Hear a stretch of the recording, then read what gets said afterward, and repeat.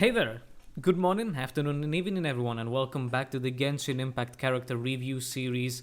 It's been a while. Sorry for that. I haven't had the time to record and upload the videos, so it's been a bit of quite a big gap since the last one.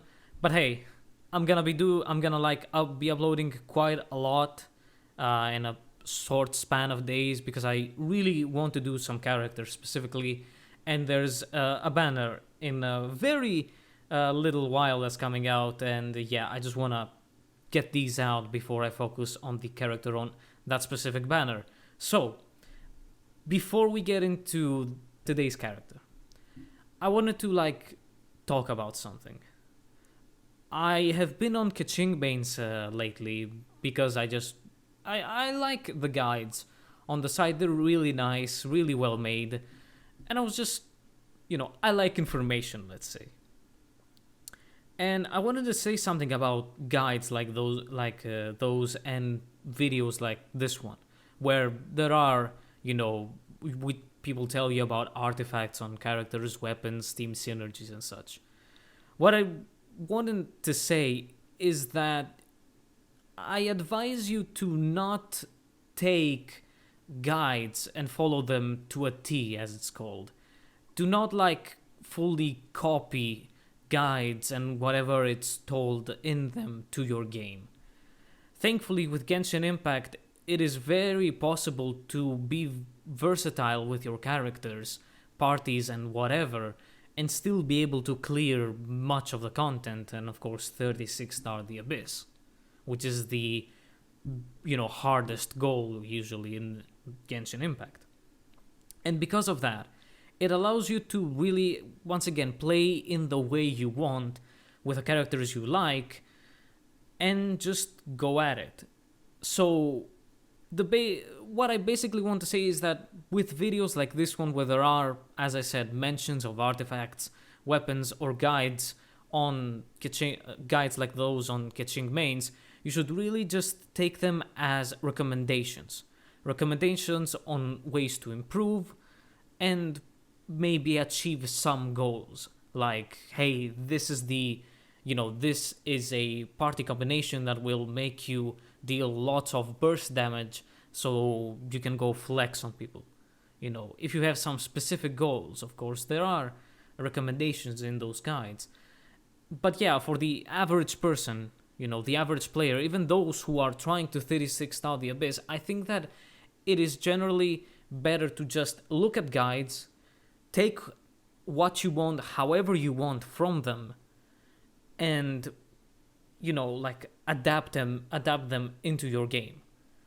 Of course, in general, most people will go on such guides to look at general, artifact recommendations and weapon rankings, to see what's strongest or whatever, and that's very much fine. But it's fine to look at guides like this and once again follow them the way you want.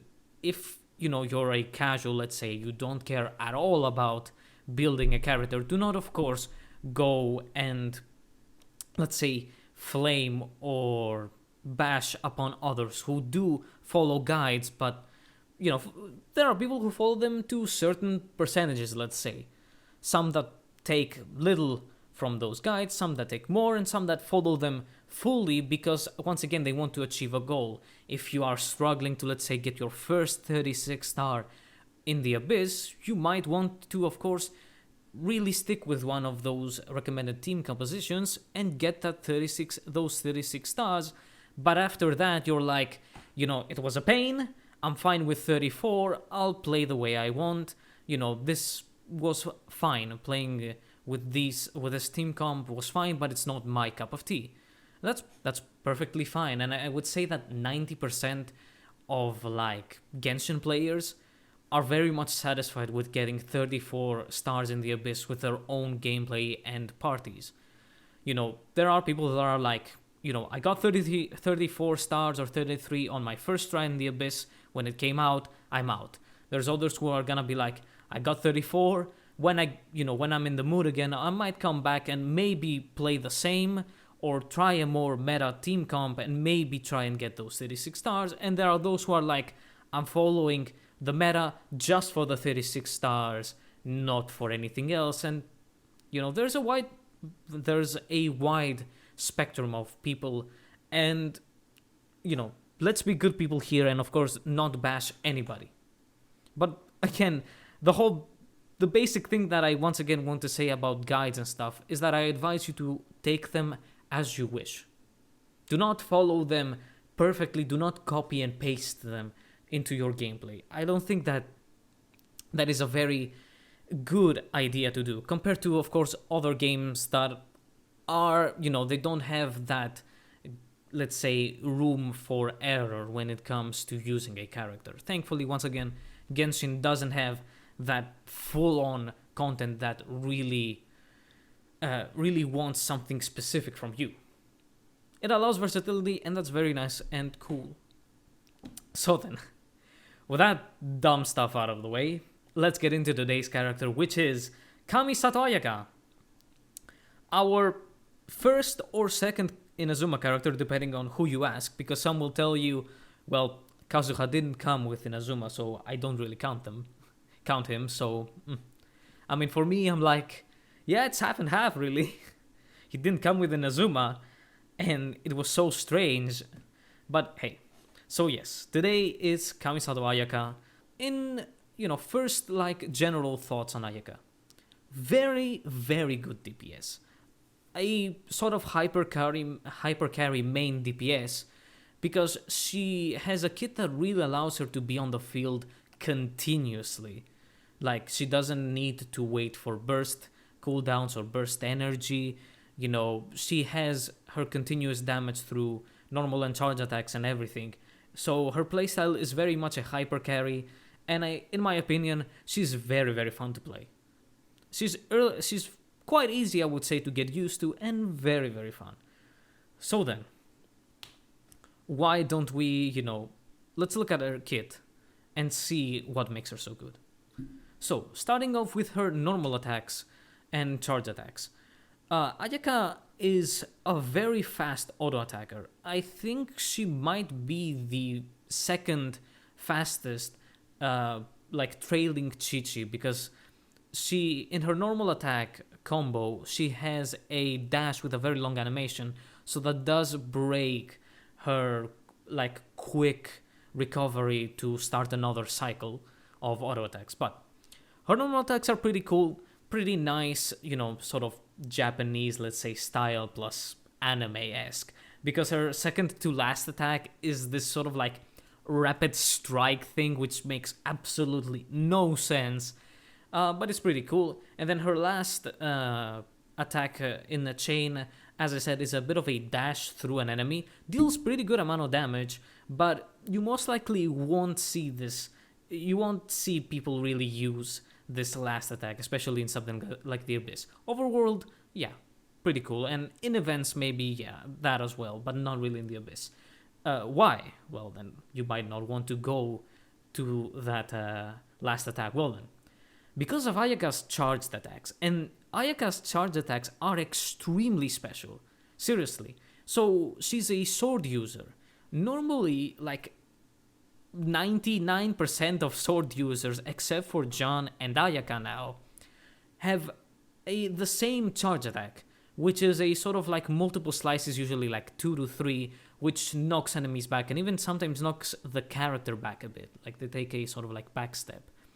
With John and Ayaka, well, we're not talking about John, so with Ayaka, she has this full-on anime style charge attack where she unsheathes her sword. Well, she doesn't have a sheath. So she unsheathes the sword from her hand, very lightly, and then does multiple attacks on an enemy and then sheathes it back. Full on anime. But it is a very, very unique charge attack. Number one, it doesn't move Ayaka at all. Number two, it doesn't knock the enemy back. The charge attack, in the way that it works, is that it's multiple slices that surround an enemy in a circle. So they don't move at all, not forwards, not backwards, and it's incredibly powerful. It has really good multipliers, and it's also pretty fast. Once again, Ayaka doesn't move, the enemy doesn't move, so A, you're not using stamina to chase them around, and B, it just allows Ayaka to complete her animations much faster compared to other sword users. Also, it has a lower stamina cost. Usually it's around 25, Ayaka's is 20. So this innately allows her to go crazy with charge attack spams. And this is the reason why Ayaka is a very sustainable DPS, as said with normal and charge attacks. The low cost charge attack cost and the multipliers just allow her to go through a through a combo that usually consists of 1 to 2 normal attacks followed by a charge attack, maybe 3 normal attacks, but it's usually 1 or 2 and then charge attack. And it's incredible how much damage that can deal. So yeah, like, very cool auto attacks, I must say. Incredible damage and very fun. Now, before we move on to her elemental skill, we must talk about her alternate sprint, special sprint. Yes, like Mona, Ayaka is a character that has a special sprint that turns her into like an ice puddle, although that doesn't really work because to be a puddle you need to be water. But nevertheless, it turns Ayaka into an ice puddle, and then she can move really quickly while sort of underground, let's say. And it consumes lower stamina than natural sprinting, and it's very fast and really cool. Also, when Ayaka exits the sprint, she applies cryo to nearby enemies. It's a pretty okay AoE of cryo appliance. It's fine. It's not crazy. But, and here we go to the special things about her dash. Whenever Ayaka sprints, she infuses her weapon with cryo. It's around a 5-second duration, which is perfect in my opinion. It's not too low to not allow you to do multiple auto attack combos and then need to spam your sprint more, and it's also not long enough to make it sort of, like, not skillful, let's say, more forgetful, and more there's less room for mistakes, let's say, by making it shorter than, let's say, 10 seconds. And this is why Ayaka is extremely good. The free infusion basically on the sprint is what makes Ayaka a very good cryo DPS. Also, this is very much the reason why Ayaka needs a special sprint type, because there's no other way to give her a somewhat free infusion. Normal characters take a bit of a chunk of your stamina in order to sprint, while with Mona and Ayaka, even at very, very low amounts of stamina, you can do one sprint, or even you can do multiple spams of your sprint and basically sort of waste the same stamina as one normal character dash. And this is what allows Ayaka to be a continuous and sustainable DPS, because even at low stamina, she will get the infusion. And in those 5 seconds, it is very much possible that she will gain her stamina back. Plus, her second ascension talent ties into the sprint. So whenever you apply cryo through the sprint, so when you exit, you gain extra cryo damage bonus, which is very welcome, and you restore a bit of stamina, around 10. This is very good. Why? Compared to Mona, who is a ranged catalyst, you need to stay at range with Mona. She's a catalyst user that makes her stats very fragile. She doesn't have much HP, so she needs to stay away. And, well, if you know a bit about Mona's gameplay, you just don't go near enemies.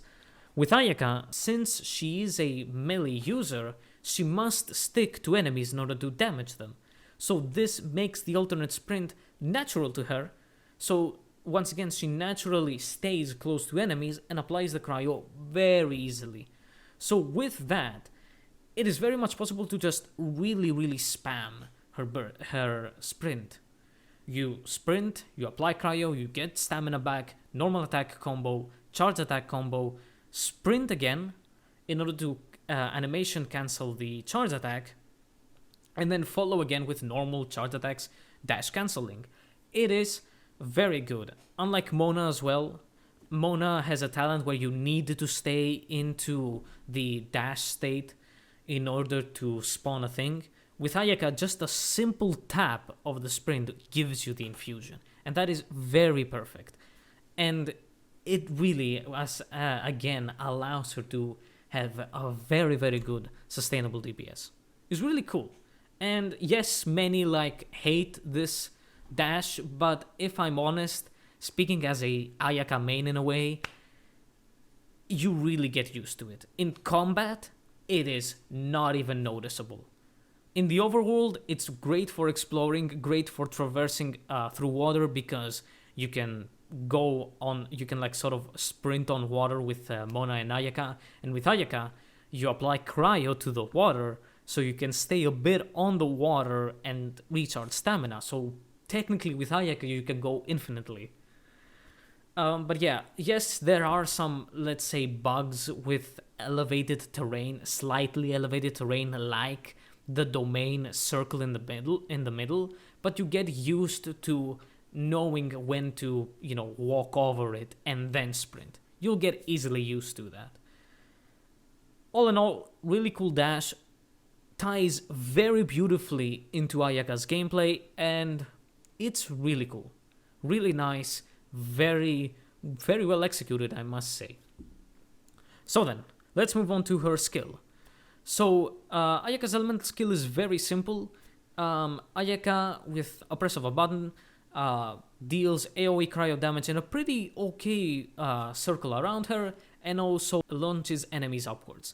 I mean, the launching enemies upwards isn't exactly that useful, although it can be used to stagger enemies like miniatures, which is very useful in some specific cases we'll talk about a bit later. So, yes, it launches enemies upwards, deals a very good amount of damage. It's basically a Xiao dash. Xiao has his 2 dashes. Well, Ayaka has a 10 seconds cooldown, exactly the same as one of Xiao's dashes, and they have literally the same damage.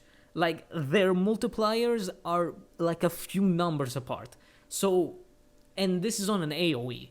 So, it's a lot of damage. You can easily deal 25,000 damage in a pretty big AoE. Or if you melt 40,000, it's really nuts. 10 seconds cooldown, extremely low, and good AoE once again. Also, her first Ascension talent ties into the skill, and it makes it so whenever you cast your skill, your normal and charge attacks deal 50% more damage, which is nuts. It's also for 6 seconds, so comparing it to the cooldown of the skill means that you have 4 seconds downtime to a 50% damage boost on your normal and charge attacks, which is insane. With her first constellation, that can get lower, or with abilities that lower skill cooldowns. It is nuts. An incredibly good talent and an incredibly nice skill that fits very well into Ayaka, and also generates a good amount of particles. And that matters because now we're moving on to Ayaka's burst. So Ayaka's burst is very special, I might say, compared to other bursts. Very, very nice. A very nice looking burst as well. So what is it exactly? So Ayaka's burst is this ball of death, basically. In visual, it's sort of like a mini Venti ultimate, but it's a ball of slices that travels slowly forwards and deals absolutely insane amounts of damage. I'm talking absolutely insane amounts. So around level 7, the ball itself, if it hits an enemy fully for its full duration, will deal 24 slices. Also, at the end of its duration, it will explode, dealing a very high amount of damage. So at level 7, with the multiplier times 24, she reaches around 4,200%. In context, someone like, Hu Tao or Child with their, one big burst damage, they have a multiplier of around 700 max, maybe. So yeah, it is absolutely insane. Plus that final blast at the end of the duration, as I said, deals around 200% damage. So it is insane how much damage this burst can do. But it has its problems. And the main one, of course, is missing it. It also has an 80 energy cost, but that can easily be mitigated. First of all, as I said, Ayaka Z generates a good amount of particles, and of course you can get yourself a cryo battery. But the main thing is that it can be missed. Number one, of course, is that Genshin Impact has auto-targeting, so you can easily throw out a burst towards the target you didn't want, or a random Sis and Mage fly. But there's also another problem. The burst can easily knock enemies back and away from it, especially smaller ones like Cryo-Sis and Mages, Fatuis, Healer Churls and everything. Meta Churls and Ruin Graders don't do that, they actually stop the burst. But the size of the burst means that you can easily throw it at any enemy or group of enemies. But this also can be mitigated. So Ayaka's burst has this amazing thing where it will actually stop moving if it hits a frozen target. And this is the main reason why Ayaka and Permafreeze is the top. Well, actually, it's one of the reasons why the Ayaka Permafreeze combo is the top recommended one. Because it allows you to very easily hit Ayaka's burst without compromising its damage because something happened and now the enemy has been knocked away or you missed. While using someone like Xingqiu, Mona, even Child, Kokomi, a good Hydra applicator, Barbara isn't really that. For Ayaka, you can easily freeze many enemies and just let the burst do its thing and shred them completely. For bosses, it isn't needed because once again it stops at bigger enemies, but still, it's extremely useful to freeze an enemy and then go with the burst. Also, it stops on petrified enemies. Petrify is the thing that Zhongli's ultimate causes, the one where it basically freezes enemies, although they cannot be shattered or broken by claymores or jail. So yeah, Zhongli can also work very well with Ayaka to guarantee the burst hits. And yeah, so that's the only problem with Ayaka, is the fear of missing it, though you get easily used to it, and once again, playing with Zhongli or playing a freeze team will easily mitigate this issue and make you go nuts. So yeah, this is mainly it. And that is it for Ayaka's kit. It's a very well balanced kit. The burst usually counts for like 50% to 40% or maybe even more in some other situations of her damage. So, and because of that, again, she's a very sustainable DPS compared to someone like Xiao, who really depends on his burst, or someone like Hu Tao, who depends on her skill and charge attacks. Ayaka is very much balanced throughout, and it's very, very nice. She is always out on the field, basically, because of that. She only goes away to rotate through your support abilities. So, then we can move on to team compositions in a way and artifacts because they do tie in together. Why? Because of Blizzard Strayer. The main artifact set that people will recommend on you for Ayaka is the Blizzard Strayer set. Its 2-piece gives you a 15% cryo damage bonus, which is extremely welcomed on Ayaka. Everything is cryo damage on Ayaka. She loves it. And the 4-piece is that whenever you're hitting a cryo target, you gain 20% crit rate, and if you hit a frozen target, you gain 40% crit rate. Bundle that with the cryo resonance, which which you can use if you have 2 cryo members in your party. It also gives you another 15% if you hit a cryo enemy. So with the 5% base crit rate of every character, this means that you gain a total of 60% crit rate for free, basically. So this is the reason why it's just busted. This unbelievable amount of free crit rate makes Ayaka a very low investment build, where substats are more tailored towards crit damage. You don't need to care a lot about your crit rate. Depending on the weapons or maybe circlet that you're gonna use, you can easily hit 100% crit rate just by that. And it is nuts. It is absolutely nuts. Although it has its it also has its problems. Number one, you cannot use it on bosses. Bosses cannot be perma-frozen.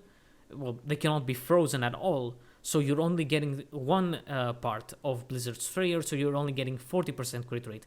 And that's a very big hit in your crit rate. The other thing is that it very much depends on someone like Xingqiu, of course, who is the best off-field Hydra applicator. Mona can work, Kokomi can work as well, Child not so much for off-field, but still, it depends on Xingqiu, which means that if you are planning to use Xingqiu on someone like your Pyro DPS, so that will be Hu Tao, Diluc, or someone else, well, you can't take Xingqiu from them and use them with Ayaka. You must use someone else, and if you don't have someone else, you can't go with that Blizzard Strayer, the Blizzard Strayer artifact set.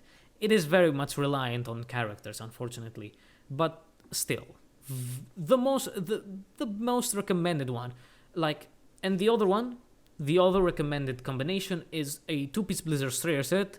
You just cannot get that away, and a 2-piece Gladiators Finale or Shimenawa, which both give an 80% attack bonus, which is very much welcome in Ayaka. She's a DPS, she scales off of attack, she likes the 18% extra attack. This build is, well, of course it doesn't depend on freezing the enemy, although you should always run a second cryo for the cryo resonance.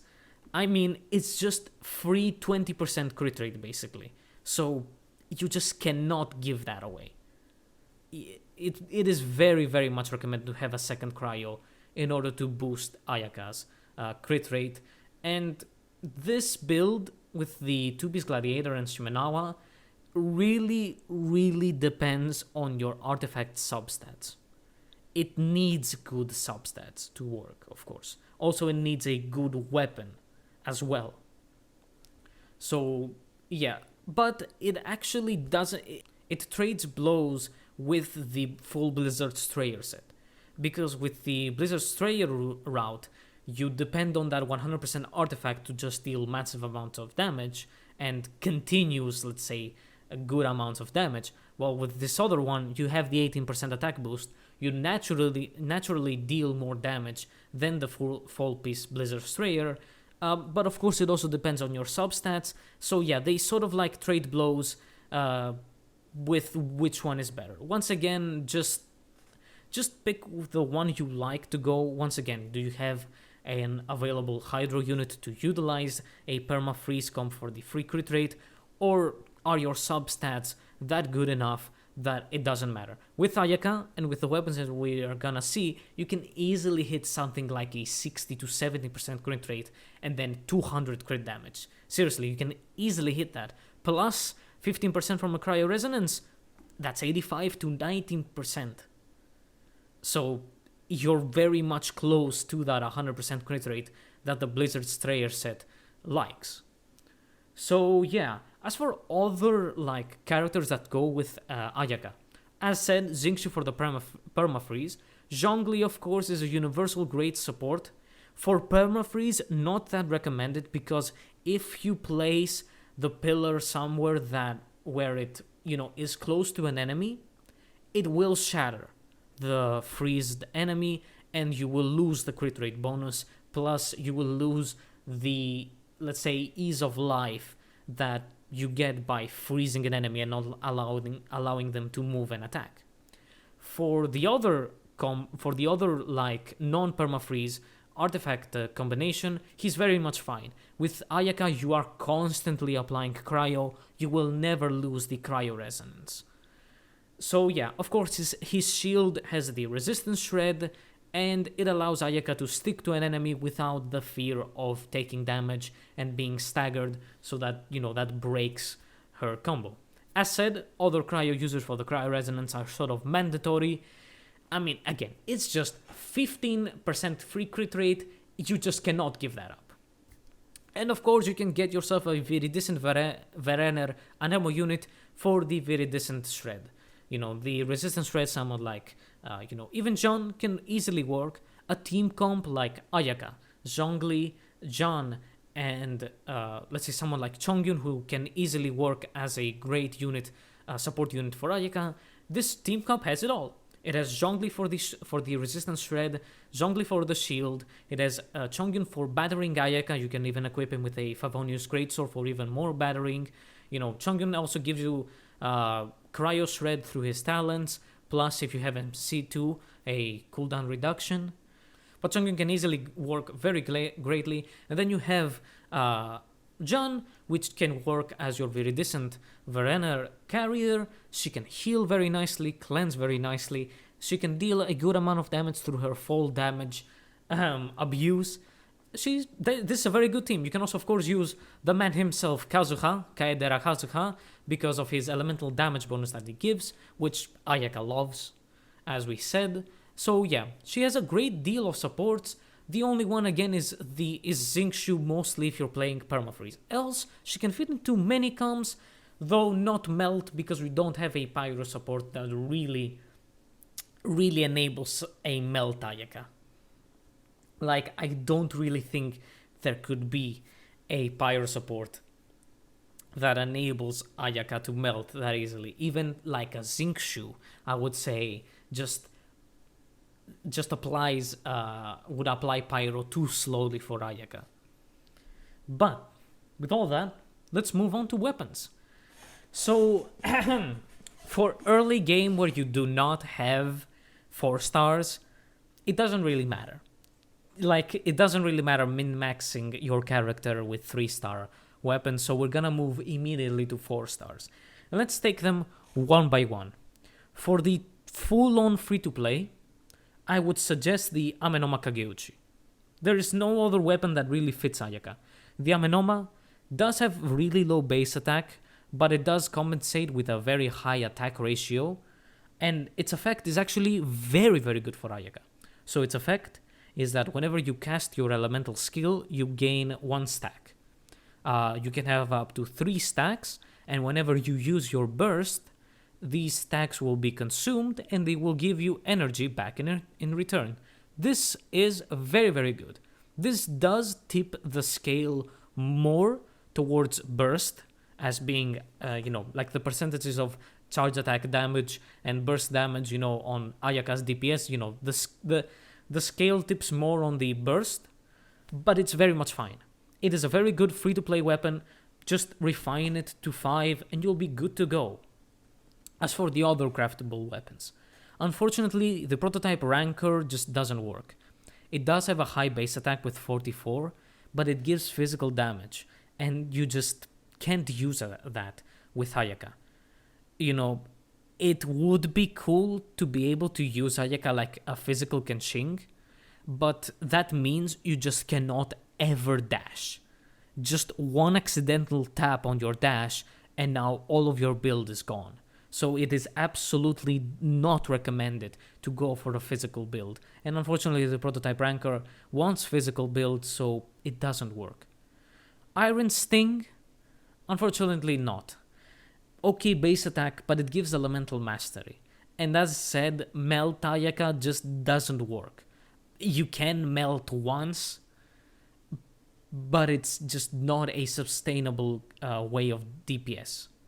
And I wouldn't even recommend it as an off-meta, It just doesn't work, you'll see for yourself. Other ones, though. The sort of less free-to-play is the Black Cliff. for the star glitter if you have enough star glitter. It is perfect for Ayaka. Good base attack, 44, good amount of crit damage, so that it helps you even more balance out crit damage and crit rate. And if you're using a permafreeze build with a Blizzard Strayer, this means you can use a crit rate circlet, and crit rate circlets give around 33%, so with the 60 you already have, that's 93. So you basically have 100%. With a few sub-stats from your artifacts, that's immediately 100%. So the Blackcliff Longsword, very good. Its effect is that whenever you kill an enemy with the character, you gain a stack that gives you extra attack. Since Ayaka is a full-on field DPS, she will easily acquire these stacks and get them. Yes, on floors on the Abyss with bosses, it won't be that useful, but it's still very, very good. And once again, a very good free-to-play option that you need to waste star glitter. Other 4 stars then that come from the gacha. Favonius Sword, it just isn't for Ayaka. Low base attack, and it gives energy recharge. Amenoma is much better. Amenoma manages to balance out, giving you attack that helps your charge attacks and the energy generation that helps your burst.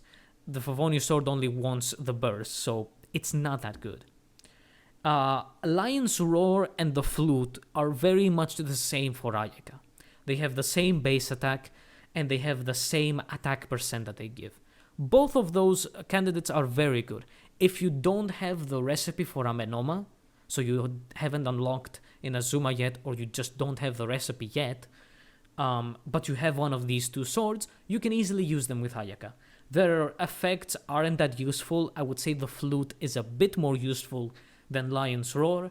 But yeah, their effects are basically useless, but their stats are very welcome if you don't have Amenoma. Maybe you don't have the billets, you don't have the prototype things to craft Amenoma. That can easily be a reason why you don't have an Amenoma. You can easily use the Flute. Other ones then. The Sacrificial Sword. No, you don't need two elemental skills with Ayaka, and you don't need the energy recharge. Plus, it has a low base attack. Get the Sacrificial Sword on Xingqiu, please. The Alley Flash. It isn't the worst idea. Why? It has an incredible amount of base attack. So if you're running the Gladiator artifact set, especially on early game, right, if you haven't unlocked the Blizzard Strayer domain, just go for a 4-piece Gladiator. You're gonna be very good. But the Alley Flash just has a ton of base attack. 45, that's more than some 5 stars. And it gives a very small amount of Elemental Mastery. Elemental Mastery, once again, is useless on Ayaka, but that base attack is still very good. As said, with the 18% attack from Shimenawa or Gladiator, you're gonna actually get a lot of attack from that.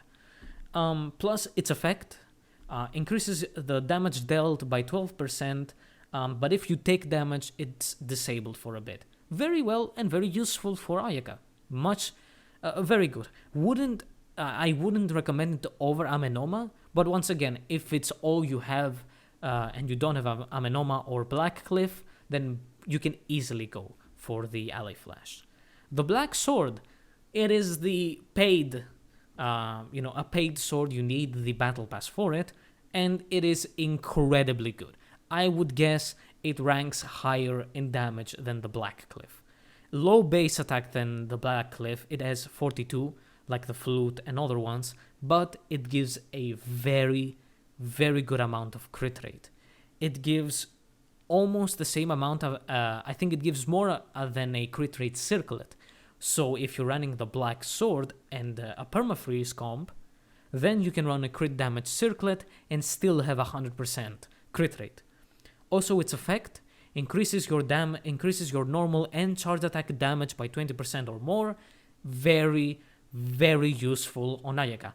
It does, like Amenoma, it does flip the scale towards normal and charge attacks, but it is very, very much useful on Ayaka. Extremely good, and I would guess that the Black Sword ranks just below 5 stars or even above some 5 stars. But again, it's only available on the Battle Pass, so not available for free. And I actually wouldn't suggest refining it. Buy other weapons from the battle pass. You will use them. Don't refine the black sword. It's not worth it, I would say. There's also Festering Desire. It's it's not for Ayaka, damn it. So let's get on then to 5-star weapons. So starting with Aquila Favonia. Unfortunately, I cannot suggest Aquila Favonia. It does have a very good base attack, the highest, 48, but it also gives physical damage bonus like the prototype Rancor. And it's incredibly useless on Ayaka.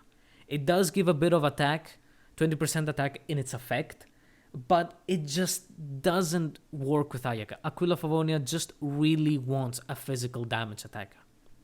If you don't have anything else, no really good force, like if your only 4 stars are Favonius Sword, Sacrificial Sword, or something else, then you can easily slap Aquila Favonia on Ayaka. The base attack does make up for the physical damage, plus that extra 20% attack that it has. Sure, but I would easily guess that Aquila Favonia ranks below even Amenoma. A high refinement Amenoma, I very much would guess ranks above Aquila Favonia in terms of its damage. Black Sword, of course, easily out-damages Aquila Favonia. Same, I would guess, for the Black Cliff. Skyward Blade. It's just... no. 46 base attack, so lower than Aquila Favonia, and some and other 5-star options, but it has energy recharge. Like, it gives energy recharge, which, as said, just isn't for Ayaka. Ayaka is fine with some energy recharge through sub-stats, but as said, you can easily grab yourself a cryo battery, like Kaeya, Chongyun, as I said, Diona, Rosaria. Just put a Favonius weapon on them, and they're an easy battery for Ayaka, and they work perfectly. Like, the thing is, though, Skyward Blade has a really good, like, cool effect. So it gives you a small amount of crit rate, like 4% on R1, negligible. But its effect is that when you cast your burst, you increase your movement speed by 10%, your attack speed by 10%, which attack speed bonuses are a very, like, rare effect on Genshin Impact, and your normal charge attacks deal additional damage equal to 20% of your attack. It's a really cool effect, I might say. It's an effect that fits DPSs, but the weapon itself with the substat really shows that it's for someone like Xingqiu, or Bennett. So, once again, if you don't have anything else, I would give Ayaka Skyward Blade.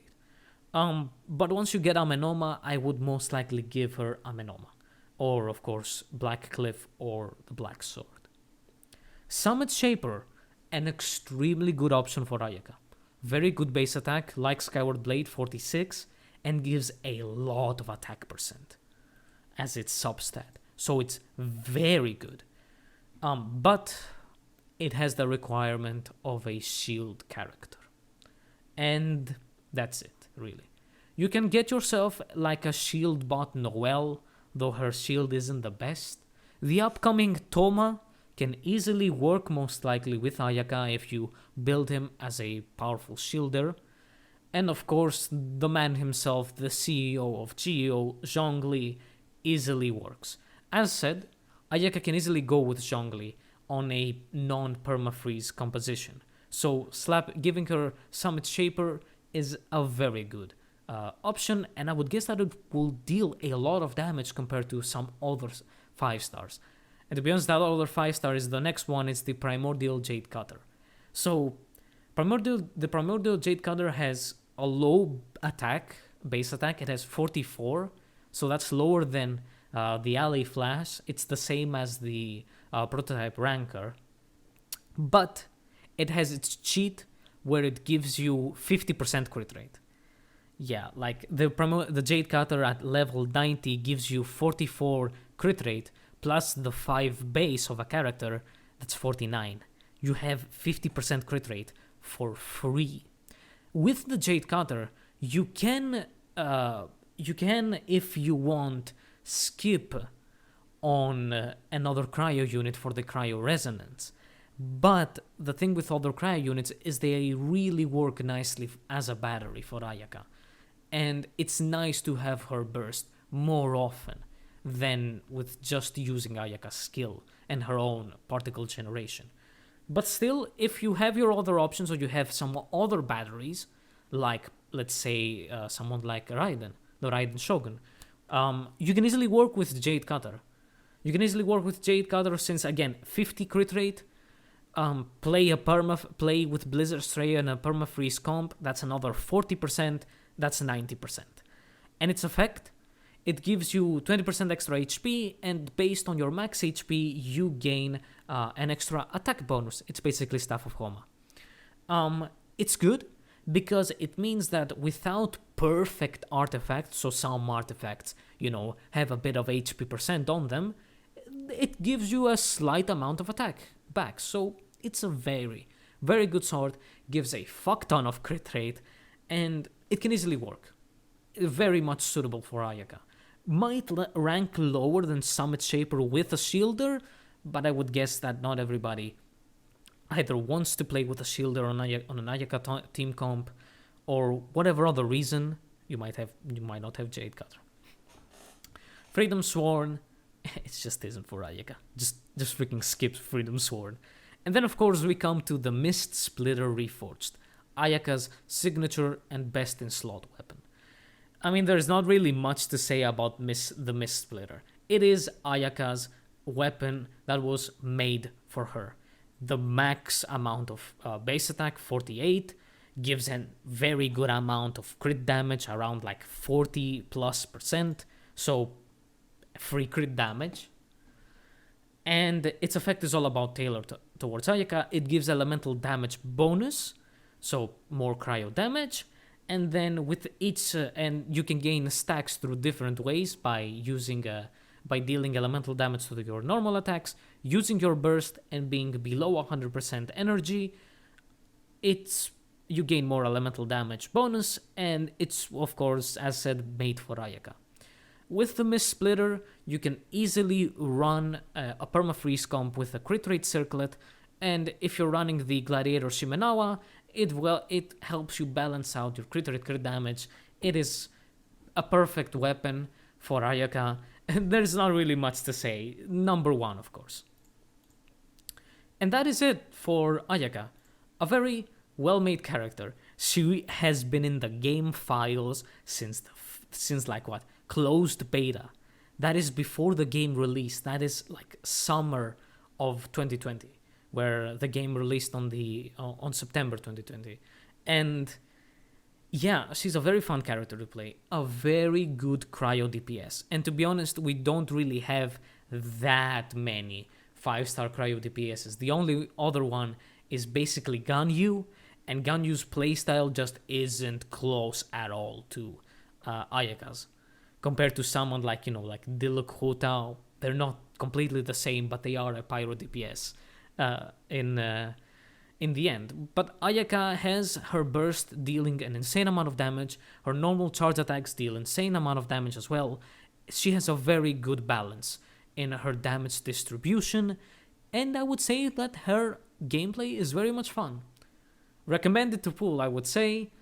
And the last thing to add, Ayaka has become the new Zhongli. Osmantha's wine tastes the same as I remember it. Well, ask anybody who mains Ayaka about fucking katanas. So, that is it for me, for Ayaka. Thank you for watching. I'll see you in the next one where we tackle some very famous 4 stars. See ya.